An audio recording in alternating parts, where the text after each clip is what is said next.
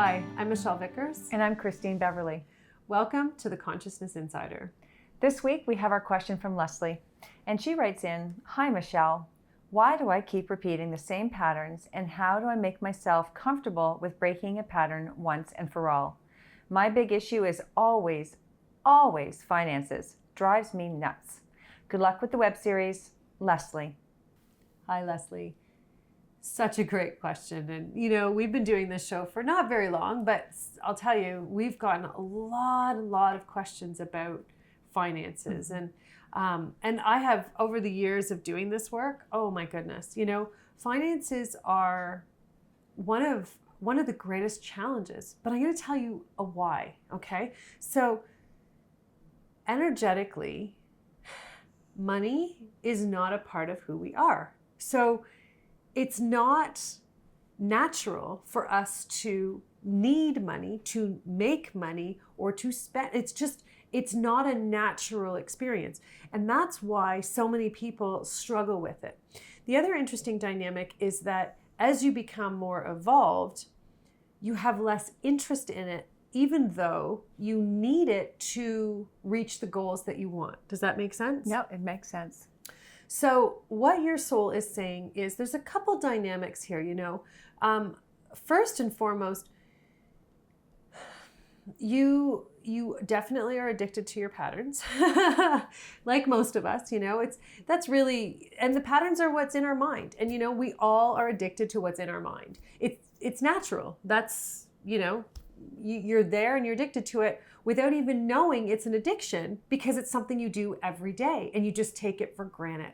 And I think that that's what so many people overlook when it comes to finances is you're doing the same thing over and over again, hoping for a different result. Or you change one tiny aspect and you're waiting for the windfall because you just think, well, it's going to happen now because it has to happen because I changed this. Here's the secret, okay? When it comes to finances, unless you value yourself, you will not be able to receive value from anyone or anything else.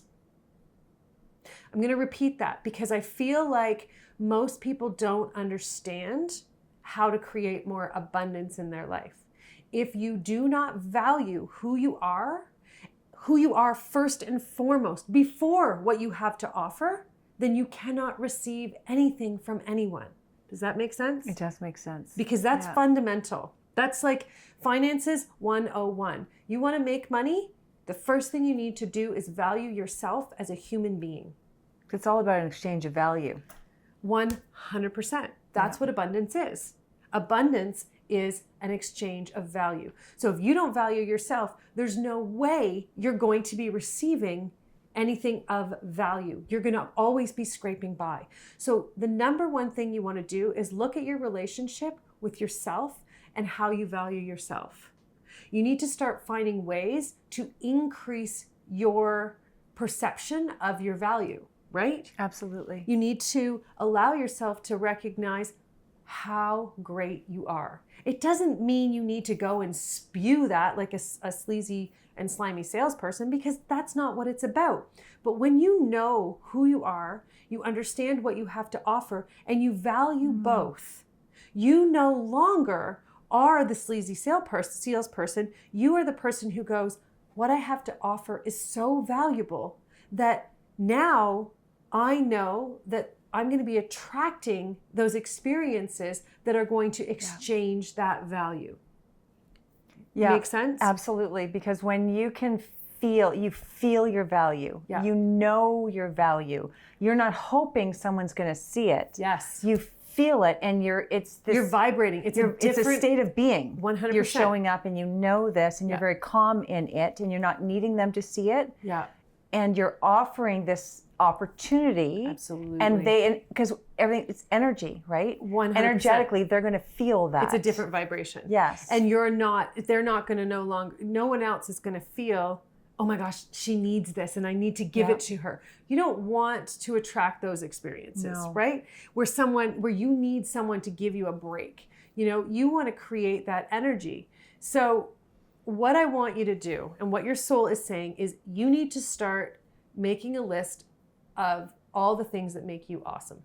I don't care what it is. It's not just going to be in a job because you're looking for a job. When you're looking at your awesome, it's across the board. It's, you know, the fact that you have energy when you wake up in the morning. That makes you awesome, because there are a lot of people who don't have that gift when they wake up in the morning. It makes you valuable, because if you have energy, you have things that you can accomplish in your day. So it's really, really simple. I also want you to start valuing, you know, who you are as a person, in the sense of, you know, what makes you happy, you know, and those are values. You know, what makes you tick, the things that bring you joy. Those are the things you need to put on the list, as well as all the things you do for other people. You know, look at all the roles that you have in this life, you know, all the family members. Are you a sister? Are you a mother? Are you a daughter? You know, are you an aunt? All of those different roles, a girlfriend, you know, all of them. Look at them and write down your value inside each of those relationships. Because here's the reality. Your value in one relationship is exactly across the board. It also contributes to your career. It contributes to your home. It contributes to your own spiritual journey. The reality is, you're not looking as your value as your currency. And that's what you need to look at, because right now your value is so low, you don't have a currency to exchange with anyone. Does that make sense? 100% it does. When you build your currency and you see it and you recognize it, now you've got something to exchange with everyone, right? And as soon as you recognize your value and you feel it, and it becomes your state of being, then everyone else around you, they will see your value. And that's the exchange. Naturally, 100%. And then they want what you have to offer. And that's where you're now in a position of power, not over them, but in power to create your own life. So now you get to choose the opportunities you want, because you're able to recognize your value. That's how we step into our power. Power is, you know, in our society, a lot of people think power is having power over other people. And that's ultimately because that's how most structures are set up. Most companies are set up that way. Most countries are set up that way, to have power over people. But at the end of the day, that's not true power. And it's why it's not lasting. And it's why it takes so much management and momentum to keep it going, because it's not universal. It's not pure. What is pure is when you recognize your value and you raise your vibration to meet your level of value. Now you're in your power. And I'll tell you, when you're in it, people want what you have to offer who are at the similar level of value. And now you're making connections with people who are going to exchange value for value. And that's the secret. That is the secret to finances, through and through, again and again. And, you know, the other one I would always say is live within your means. If you don't have the money, don't spend it. Credit is the number one fastest way to get yourself in trouble, because it gives you that sense of value without believing it. Does that make sense? Without needing to believe it at the end of the day, right? It's a false sense of security, right? I have it if I need it, and then we use it when we don't really need it, and then it becomes a vicious circle. So only buy what you have the money to pay for in the moment. Really simple, right? The other thing too, that from working with you, when I got to a place of valuing myself, prior to that, I had made all kinds of choices in terms of how I spend my money, use my money, save or not save, whatever, exchange it. So I valued myself, but then I had to do some cleaning up, and I had to be fully willing and open to clean those things up. But I also had to look at my own relationships. So for example, I used to hold on to money. If I had a little bit and I had to pay a bill or a debt or whatever, I would hold on to it until I got a little bit more so that my bank account wouldn't go too low. But what happened is, in my client practice, I was attracting people who wouldn't pay me on time. They would hold the money back until they had a little bit more before they exchanged with me. Like attracts like. 100%. I was creating that experience for myself.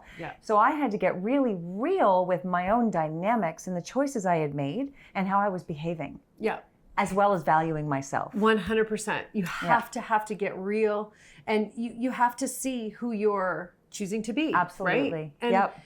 And the reality is, if you're choosing to be the person who wants everyone to value you without you valuing yourself, Yes. it's never going to work. Exactly. And if you're going to be the person who wants to take everything without giving, again, it's not going to work. So at the end of the day, that's how we've been programmed and designed, is to take without needing to value in return. And that's really the shift that has to happen. And until it happens, you know, people are going to stay in that dynamic. But I really feel like, Leslee, like this is, you know, it's a real game changer for you. And when you start to make those little connections between how valuable you are and see it written down on paper, no matter how uncomfortable, you know, write out everything, no matter how uncomfortable it makes you. You know, don't worry about feeling like you're tooting your own horn.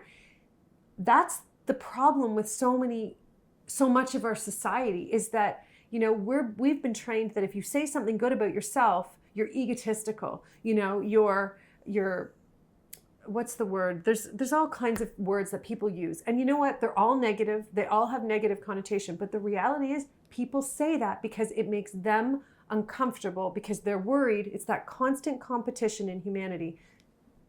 Everyone worries that someone is doing something more than them, better than them, or different than them.